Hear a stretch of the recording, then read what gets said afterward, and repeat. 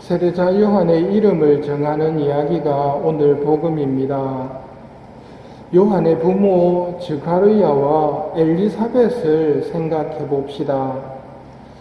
성경은 말합니다. 즈가르야와 엘리사벳은 하느님 앞에서 의로운 이들로 주님의 모든 계명과 규정에 따라 흠없이 살아가는 사람들이었다.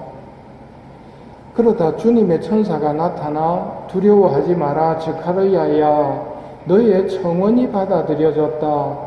내 아내 엘리사벳이 너에게 아들을 낳을 줄 터이니 그 이름을 요한이라 하여라. 즈가르야가 제가 그것을 어떻게 알 수 있겠습니까? 저는 늙은이고 제 아내도 나이가 많습니다. 나는 하느님을 모시는 가브리엘인데 너에게 이 기쁜 소식을 전하라고 파견되었다.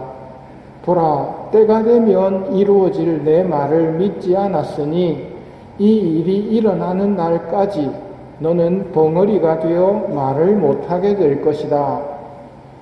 결국 그는 사람들에게 몸짓만 할 뿐 줄곧 벙어리로 지내며 사제 봉직 기간을 보내고 집으로 돌아옵니다. 오늘 복음 내용입니다. 사람들이 아기 이름을 무엇이라 하겠느냐고 즈가르야에게 손짓으로 묻습니다. 손짓으로 묻는다는 것은 벙어리로 지내는 동안 말만 못하는 게 아니라 듣지도 못했다는 것을 이야기해 줍니다. 듣지도 못하고 말하지도 못한 채 침묵 속에서 지내던 즈가르야는 그의 이름은 요한이라고 써줍니다. 그때 즈가르야는 즉시 입이 열리고 혀가 풀려 말을 하기 시작하면서 하느님을 찬미하였다. 의롭고 흠없다 하더라도 완전함과는 다릅니다. 연옥에서 이루어지는 일은 죄와 벌을 없애는 게 첫 번째 연옥에서의 일이지만 죄와 벌이 없어졌다고 하늘나라에 가는 것은 아니라고 합니다. 사랑으로 채워져야 하늘나라에 들어갈 수 있기에 영혼에 비어있는 곳을 사랑으로 채우는 작업도 연옥에서 이루어진다고 합니다. 그렇다면 천국은 정말 아름답고 행복한 곳이겠지요. 모든 사람에게서 죄의 그늘도 찾아볼 수 없고 모두 다 사랑으로 가득하니 말입니다. 즈가르야와 엘리사벳도 의롭고 흠없이 살아가던 사람이었지만 하느님의 시간표에는 즈가르야가 불신을 드러냅니다. 너의 청혼이 받아들여졌다는 말에 거부감을 보이며 그것을 어떻게 알 수 있겠습니까?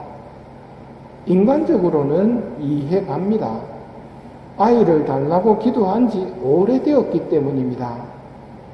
하지만 성모님은 아기를 청하지도 않았는데 이 몸은 주님의 종입니다 하고 아기를 가지라는 하느님의 뜻에 순명하십니다. 종은 주인이 시키는 대로 따르는 존재입니다. 성모님은 그걸 아시고 하느님 앞에서 인간은 종이라는 것을 알고 그렇게 사셨습니다. 주인님이신 하느님의 선하심을 믿었기에 자신의 불리함에 대해서는 생각하지 않고 하느님께 전적인 신뢰를 보이면서 예하고 대답하신 분입니다. 비록 의롭고 흠없던 즈가르야였지만 아직 완덕에는 이르지 못했음을 성모님과 비교해보면 알 수 있습니다. 성덕의 진보는 어느 정도 의롭고 흠없게 살게 되면 더 이상 발전하지 않고 정체를 보이는 경우가 많습니다. 이만하면 됐다. 지금도 훌륭하다. 하고 마귀가 이야기합니다. 그리고 스스로 생각해도 평일미사에도 다니고 하는데 이만하면 됐다. 이런 유혹에 빠지게 되는 겁니다. 계속 성덕이 성장하려면 완덕에 이르기 위해서 필요한 것이 무엇일까요? 오늘 스가랴가 보여줍니다. 10달 동안 침묵 피정을 한 후에 그는 하느님의 뜻에 순명합니다. 그의 이름은 요한 하고 천사가 일러준 대로 아이의 이름을 정합니다. 침묵 피정을 한 후 순명의 모습과 함께 하느님을 찬미하는 모습을 보입니다. 10달 동안 말도 못하고 듣도 못하게 했다는 것에 대해서 불평하거나 원망하는 것이 아니라 그 침묵 피정을 통해서 아이의 이름은 요한이라고 적고 입이 열리고 하느님을 찬미하는 모습, 스가랴가 많이 변화되었음을 보게 됩니다. 하느님을 아버지라 부르는 사람은 자신들이 누리는 과분한 사랑과 은혜를 잘 모릅니다.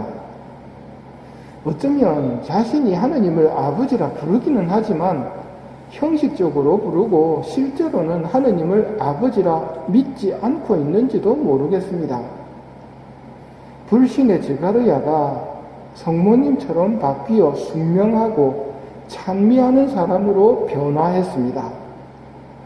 대림 막바지에 우리가 변해야 할 모습을 보여준다고 생각합니다. 우리도 적당히 열심히 하는 것이 아니라 하느님과 하나 되는 완덕을 추구해야 합니다. 우리는 성모님께 자신을 봉헌하고 하느님의 뜻에 맞는 사람으로 만들어 주십시오 하고 부탁드리는 슬기를 지녀야 합니다. 그러면 내 안에 비어있는 사랑도 채워지고 완덕을 위해서 내가 무엇을 어떻게 해야 하는지도 성모님이 가르쳐 주실 겁니다.